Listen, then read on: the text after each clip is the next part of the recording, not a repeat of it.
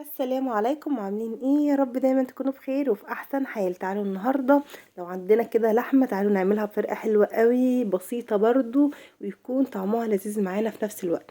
يلا بينا نسمي الله ونصلي على الرسول وندخل على الفيديو بتاعنا على طول. نشوف هنعمل ايه مع بعض. جبنا الحله، حطينا فيها يعني نص معلقه صغيره من السمنه، وهسخنها كويس جدا. اهم حاجه نسخن الحله بتاعتنا كده بالماده الدهنيه كويس قوي. لو حابين طبعا نستخدم الزيت، اي مادة دهنية ممكن تستخدمي. نزلنا بقى بكل كمية اللحمة اللي عندنا وعلى نار عالية، مش هنهدي النار خالص دلوقتي. ونبتدي بقى ايه، نشوح اللحمة بتاعتنا تشويحة حلوة قوي. اول ما تاخد كده لون هنبتدي نقلبها على الجنب التاني علشان تاخد نفس اللون. انا عايزاها تاخد لون ذهبي معايا حلو قوي. تمام، وهي كده بتتشوح هبتدي ارش عليها رشة كده من الفلفل الاسمر، ربع معلقة من الفلفل الاسمر، بيخلي ريحتها وطعمها حلوين جدا. شايفين بقى اللون الجميل ده؟ انا عايزة اللحمة كلها تكون لونها حلو كده. بعد كده بقى شوحناها وظبطناها، هكون مجهزة معايا حبايتين من الطماطم، وكمان معايا بصل، معايا جزر لوري وحبهان. هبتدي بقى اقطع الطماطم كده. انا خدت طماطمية ونص، الطماطم كانت كبيرة فحسيت اللي هي هتكون كتير.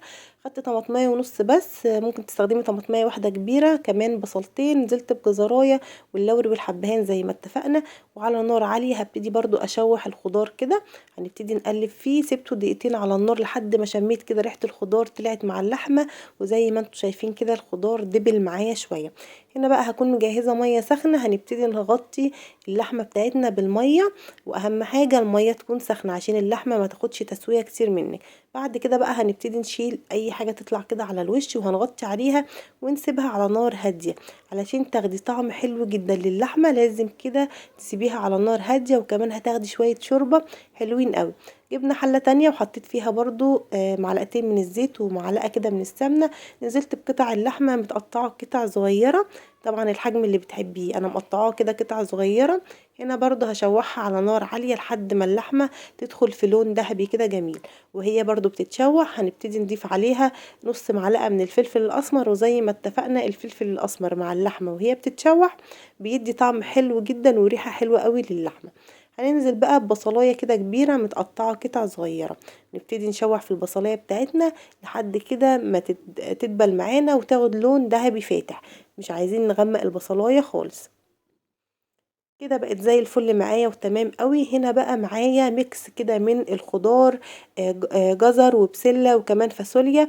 هنبتدي بقى ننزل بكل الحاجات دي على بعضها. طبعا احنا في الموسم الشتوي بيكون فيه الخضار كتير جدا وما شاء الله، يعني اشكال وانواع.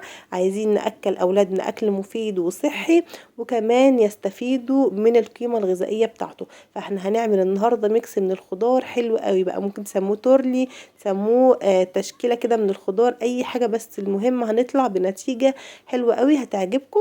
هبتدي اشوح البسله مع الفاصوليا والجزر تشويحه حلوه قوي. نشوحهم تشويحه حلوه قوي مع اللحمه علشان كده كله ياخد من طعم كله. وهنا بقى بعد ما شوحناه وسبته كده تقريبا 5 دقايق على النار عماله اشوح فيه. الخطوه دي مهمه جدا، بتفرق في الطعم قوي، بتدينا طعم حلو وبتعلي التست معانا جدا. معايا فص ثوم واحد ابتديت كده اقطعه قطع صغيره. وكمان نزلت بنص معلقه من الفلفل الاسمر، نص معلقه من السبع بهارات. وهضيف ربع معلقه كده صغيره من السكر. السكر هيسرع معانا عمليه التسويه، هيشيل كمان المزازه والحموضه بتاعه الطماطم زي ما احنا اتفقنا قبل كده. السكر بيكون حلو جدا مع اي تسبيكه هتعمليها. هبتدي بقى انزل بالطماطم ده، يعني حوالي 4 5 طماطمات مفرومين في الخلاط ومتصفيين، ومش عايزه الطماطم تكون كتير، انا عايزه الطماطم ما تكونش باينه قوي. هبتدي بقى اقلب فيها كده واغطيها واسيبها تتسبك مع بعضها. وبعد كده هكون مجهزه الميه السخنه، هنبتدي نغطي الخضار بتاعنا كده بالميه السخنه. وممكن تزوديها شوربه بما ان الخضار بتاعنا فيه لحمه، فهزودها ميه. لكن لو انتوا حابين تزودوها شوربه هتكون حلوه برضو معاكم. هنا بقى هسيبها برضو تستوي بقى، تكمل التسويه بتاعتها، ولسه في اضافات تانية هنضيفها لها بس لما كل الخضار اللي معايا واللحمه يستووا. هنجيب حله هحط فيها برضو معلقتين من الزيت ونص معلقه من السمنه، ونبتدي ننزل بالشعريه بتاعتنا. الاكلات الجميله بتاعت الشتاء دي بقى اللي بتدفي فعلا في السقعه، وكمان مفيده جدا، القيمه الغذائيه عاليه، اكلات سريعه وبسيطه وطعمها لذيذ جدا.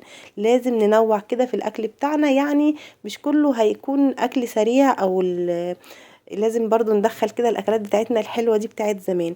هنا بقى نزلت بالرز بتاعي على الشعريه بعد ما خدت اللون الجولد بتاعها الجميل ده. نزلنا بالملح بتاعنا، هنبتدي نقلبهم كويس قوي مع بعض علشان كده نسخن الرز مع الشعريه وناخد احلى طعم للرز بالشعريه. طبعا لو حابين تعملوا رز ابيض هيمشي مع الاكله بتاعتنا، حابين تعملوا كمان رز معمر هيكون حلو جدا. اي نوع بقى من الرز هيكون حلو جنب الاكله دي، بس انا بفضل الرز بالشعريه جنب الخضار بيكون طعمه لذيذ قوي. هنا هكون مجهزه الميه السخنه، هنغطي بقى الرز بتاعنا ونعمل حساب الشعريه بربع كوبايه كده صغيره. هنغطي عليه ونسيبه على النار، على نار عاليه. اول ما يبتدي يغلي معايا بهدي النار عليه خالص واسيبه يكمل التسويه بتاعته.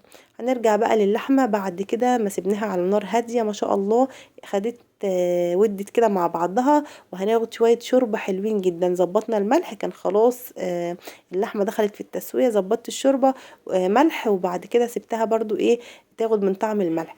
هنا بقى رجعنا للخضار بتاعنا تاني. كنت مجهزه الكوسه والبطاطس. تخيلوا بقى القيمه الغذائيه بتاعه الخضار، يعني لما اطفالك كده ياكلوا طبق من الخضار الجميل ده باللحمه ويكون كمان طعمه حلو، وكمان هيكون شكله حلو جدا معاكي في التقديم. هيكون حلو قوي واكله بسيطه كده وما فيهاش اي حاجه. لازم يا جماعه ندخل الاكلات المفيده دي لاطفالنا علشان طبعا القيمه الغذائيه، علشان يتغذوا كويس قوي. وكمان الاكل بيكون طعمه لذيذ، يعني هنقدمه بطعم حلو. اللحمه كانت خلاص استوت معايا. هطفي بقى النار ونسيبها كده لحد ما الاكل بتاعنا التاني يكمل التسويه. الرز برضو كان خلاص دخل في التسويه، والخضار بتاعي البطاطس والكوسه انا نزلت بيهم بعد ما الخضار التاني كان استوى تسويه كامله. اهم حاجه البسله والفاصوليا، وطبعا اللحمه تكون مستويه. بعد كده هننزل والكوسه لانهم ما بياخدوش تسويه خالص، يعني هم 5 دقايق وهتلاقيهم استووا وبقى الخضار بتاعنا حلو جدا. بالنسبه للخضار برضو ممكن ندخله بقى في طواجن في الفرن، لو حابين كده تقدموه في طواجن وياخد كده وش بس من على الطاجن، ياخد وش تحت الشوايه، هيكون برضو شكله حلو معاكي. انا حبيت اقدمه كده على طول في الاطباق. شايفين بقى ميكس جميل قوي، والريحه كانت خطيره بجد، كان طعمه حلو جدا وما شاء الله اولادك هيحبوه قوي. خلاص خدنا كده، يعني شوفوا بقى البسلة مع الفاصوليا والجزر والبطاطس والكوسة كل ده مع اللحمة كمان، قد ايه الطبق ده مفيد جدا، بجد خطير، لازم تجربوه. ابتديت بقى اقدم الاكل بتاعي بالشكل ده، وما تنسوش بقى الزيتون اللي احنا كنا عاملينه وجماله قد ايه برضو شهي جدا وبيفتح النفس جدا جنب اي نوع خضار انت عاملاه. تعالوا بقى ندوق الاكل بتاعنا كده مع بعض ونشوف طعمه، بجد قمة اللذاذة. جربوا بقى الاكلة الجميلة دي على طريقتي، ان شاء الله تعجبكم جدا. وما تنسوش الشوربة التحفة دي، طبعا الجو ساقعة وعايزين حاجة للبرد بقى، طبعا عندنا برد على طول مش بنخف، فلازم الشوربة كده تكون على السفرة بتاعتنا. يا رب الفيديو يكون عجبكم، ولو عجبكم ما تنسوش تحطوا له لايك، واستنوني ان شاء الله في فيديو جديد. لو اول مره تشوفوا القناه اعملوا سبسكرايب للقناه، فعلوا الجرس عشان يصلكم كل الاشارات الجديده. ما تنسوش اللايك. باي باي.